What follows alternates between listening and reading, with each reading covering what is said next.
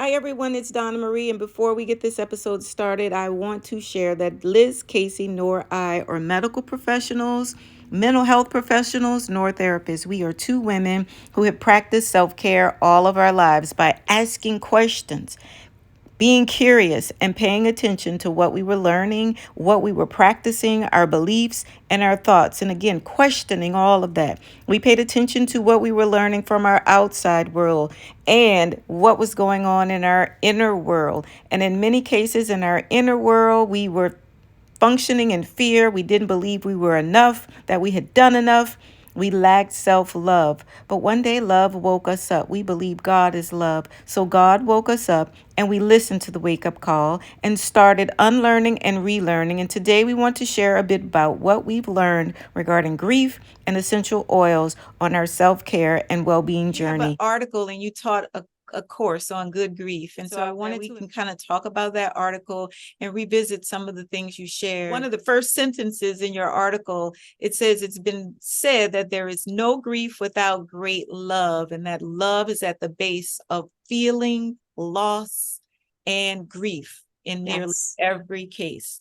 Yes. And grief takes many forms, many permutations. Grief is not a one size fits all. Everybody grieves. If you are human, even animals grieve. They now can, point to studies that document that animals also experience grief and loss. And so it takes a lot of forms. There are a lot of different types of grief, a lot of different, elements to it. And everybody grieves. And it's so interesting that so few of us are taught how to actually do that and do it in a healthy way, do it in a way that honors grief, honors the fact that we can feel the emotions that we feel. These are beautiful, blessed messengers from our bodies. These are messengers, emotions and feelings. These are all things that are so vital to being human, to being alive, to staying fit, and mentally and emotionally. So we're not taught how to really cope with quote unquote negative emotions. The good ones, easy peasy. We're in joy, we're in love. Those are easy. Those are easy feelings to have, right?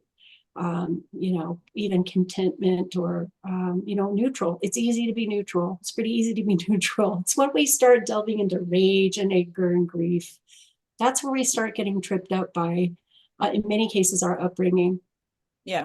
Another sentence from your article, it says grief must be recognized, understood, held, honored, and released before we can return to balance and be fully healthy.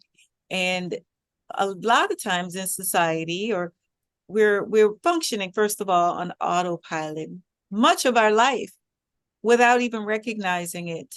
We have obligations, we have children to raise. And so in some cases, people don't have the luxury of making time to honor their grief, or they don't believe that they do. And in many other cases, we just don't want to deal with those emotions because they are not the good emotions. As we've already stated, those emotions don't go away. They stay trapped in our body. Yes. And if we don't deal with them when they're present and we stuff them and ignore them, they're going to come out eventually. Yes, they always do. They do. Yes. Absolutely. And again, it goes back to, we are not raised largely in a culture that honors negative emotions. We're not taught how to name them in the first place. We're deeply fractured. I believe we are, many of us, to use a psychological term, we are adult children. We've been fractured in childhood. We've been separated from our guidance system, which is our emotions. We've been told, hey, you need to make mommy happy. When mommy has a smile on her face, you've done well. When I have a frown on my face, look out. Right? So we're taught to look externally for our validation. It makes sense. Kids need guidance, right? They do. They need instruction. They need to be corrected at times. But if they're not taught that all of their emotions are valid, even the messy ones, in particular the messy ones, they're not taught to name those emotions and hold them and look at them and honor them, then they're walking away with some emotional fracturing. Yeah. And so many of us, I think the statistic is 96.8% of people, or maybe it's even higher than that, come from a dysfunctional family. So there's some big core part that is missing from their ability to be a functional adult, right? So Yeah. we're seeing a ton of that in our society. And you've got people that are just not equipped to cope with the pressures, external and internal, right? Because, like you say, the emotions, just because we suppress them and don't look at them, doesn't mean they go away. They continue to enact on our behaviors, on our psyche. They're there. They're always there below the surface, right? You might put a cap on it, but it's there. Yeah. And they don't just magically go away because we refuse to look at them or hold them or honor them. Right. The good news is that there's a pretty simple process for clearing trapped emotions. And I'm not a psychologist, of course. I just really like to study and I like reading. And I, in my own journey, in my own life, in my own piles of grief, I decided I don't want to feel this way anymore. And I need to get to the bottom of this. Right. That's what pushed me into researching and writing and all of the things that I do. I will say I consider you my essential oils. I have more than one, but one of my essential oil gurus. And the reason I will say you are one of my gurus is because the research you do is science-based and Yes. it's extremely comprehensive. You're not doing a Google search and saying, oh yeah, this source said it. No, you're researching it, you're reading case studies, Yes. you are using these oils yourself, and you're Yes. hearing testimony from people who are using the oils as well. And so again, you are one of my gurus. You are a person I respect and look up to. And so I just want people to know this isn't just an essential oils conversation with Right. just anyone. This you've Oh, been doing this for how many years? oh my gosh. So I've been using essential oils for 30 years. I didn't use the best essential oils until about 2016. And that's really when my essential oil journey deepened and it got much richer because I started using better oils. And we can talk about, those oils and what they are and why they're better and all of that if you want to. But yes, thank you. Thank you so much for the compliments. That's very sweet of you. Yes, I have, God has gifted me with the kind of mind that really, I'm pretty cynical. I don't just take people's word for it, right? Like I love to use my mind and I love to ask questions and I love research. I love saying, well, is that true? This is one of my, this is something I say to myself all the time, in particular with my own emotions. Is this true? Am I in fact going to die in this moment? No, I'm not. Okay. Well, then I can just look at why I'm having the strong emotion. Yes. Because, so I look at my false beliefs, I look at all of that stuff. I have a fair amount of cynicism and I don't just take my doctor's word for things or an expert, quote unquote expert. I like to find out. And God gifted me with the type of mind that enables me to do that deep research and hold my attention. And, the oils help certainly with all of that. And then to ask those hard questions and to find out. So I want the answers and I want them for myself, my Yeah. own. If I'm going to use a substance, a plant material in and on my body, I want to know that this is in fact going to be of benefit to me. You and I talked a bit, and you mentioned it just a second ago about our childhood. And this, you mentioned not taking anything at face value, questioning everything. And I will say for both of us growing up as children, that was frowned upon to question and to have an opinion and to express even your feelings. Unless, of course, they were happy feelings and everyone could agree to them and smile about them. And Yes. so, as you stated, as children, we didn't learn effectively how to express those tough emotions. And then we saw examples of people who didn't do such a great job of that. Questioning everything is so helpful because as adults, I am now asking myself, why do I do things this way? Where did Right. I learn this from? Why do I think this way?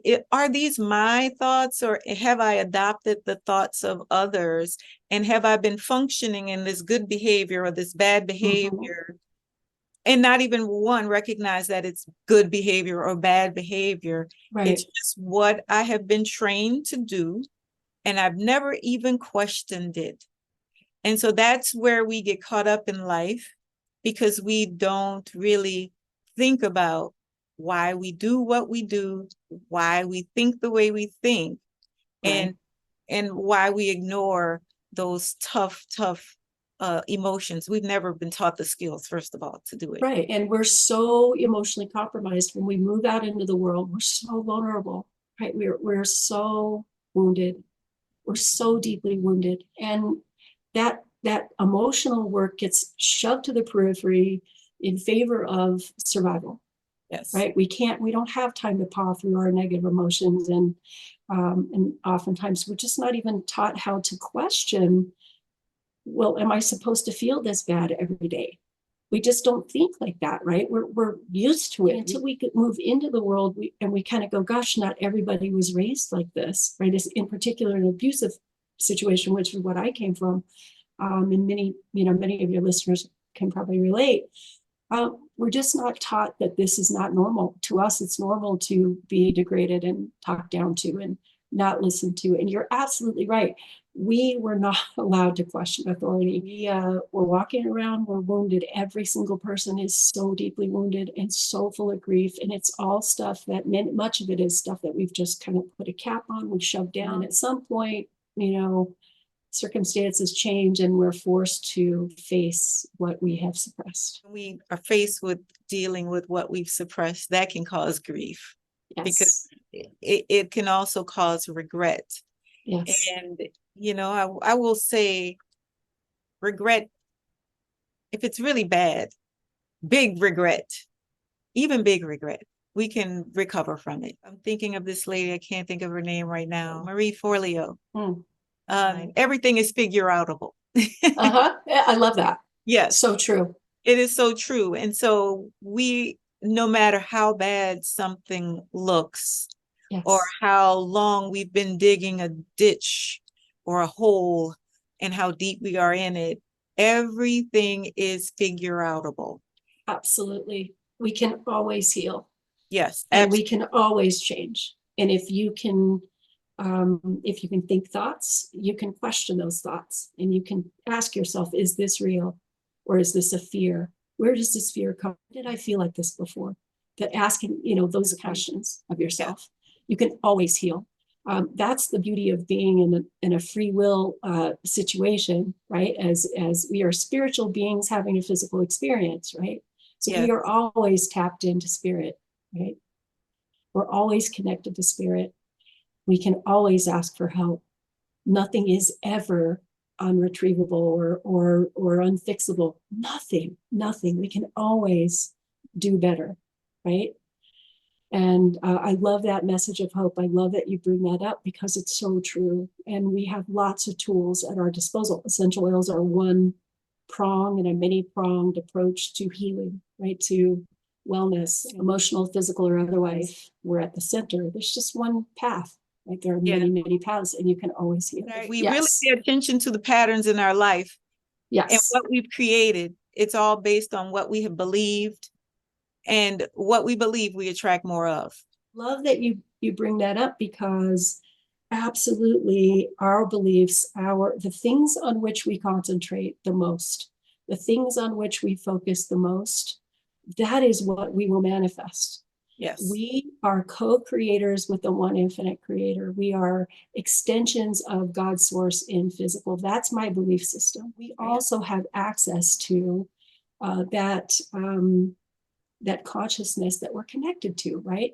But our beliefs, when we get into bodies and we start having all these experiences and we start having traumas and we start forming thought forms around trauma and how to stay safe, our entire personalities are constructed to keep us safe.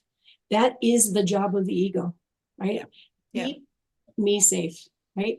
At any cost, even the cost of us. Like our ego will sacrifice us to keep itself alive. And our entire personalities are constructed around staying safe. And so we build all this armament around ourselves and these belief systems. And we we form these beliefs about the world. Well, the world is dangerous, the world is scary, or people will hurt you, right?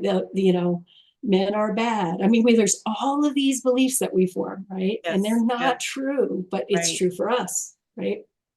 Because that's what we're a product of our upbringing and our, and the messages that we have acquired through, living. With all of that out the way, we gotta believe. It's so Yes. important. That belief is what drives our life. But as we're going through grief, and it could be because of the loss of a loved one, it could be because of empty nest, it could be because you're retiring from a job and your life is about to change, it could be for a number of, it could be because you're finally releasing that ego. Yes. And now you got to step out on faith and do something a little different. Can you define grief a little bit? Well, grief is basically just an experience of loss. It is just human. It's not obviously limited to humans, because animals grieve. They grieve as well. But really, at its crux, at the simplest, it's not a single emotion. It's an experience. It's a state of being, and it manifests itself physically, emotionally, mentally, spiritually, following a painful or a traumatic event. That's it. Grief is just, hey, this is an experience of something traumatic, right? And there's a lasting, physical and emotional feeling, kind of a state of being, based on reacting to that loss. And there could be normal grief. There could be really complicated forms of grief. There are lots of ways in which grief is demonstrated, and it's absolutely normal and different for everyone. Yes, that's correct. Yeah, absolutely. Complex grief is where the grief doesn't end. So it could be in the loss of a spouse, someone who just doesn't bounce back. They grieve, and they're grieving for years on end. Most grief is, obviously, there's no one size fits all in terms of expressing it and working through it. But what they call normal, quote unquote, normal grief, it resolves itself. At some point, the person, achieves a new equilibrium or a different way of being despite the traumatic event. They're able to pick themselves up, move forward with their lives. They will never be the same, of course, but they're able to achieve joy again in moments of clarity and moments of blissfulness. And with complex grief, it just goes on and on and on. And that person seems to be reliving and retasting that and unable to get out and off of that wheel of grief. Yeah. And that can last years. Yeah. And you have listed the 5 stages of grief, although we've learned that there are additional stages of grief.